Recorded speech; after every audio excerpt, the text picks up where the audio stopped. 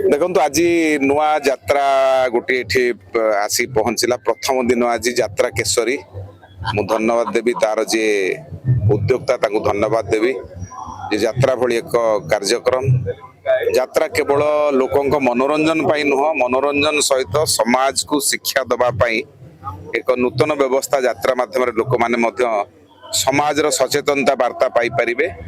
आज जो यात्रा एठी रूपाली यात्रा कमिटी आर जे सभापति सीतु से यात्रा पार्टी को एठी आज आनिक पकई धन्यवाद देवी।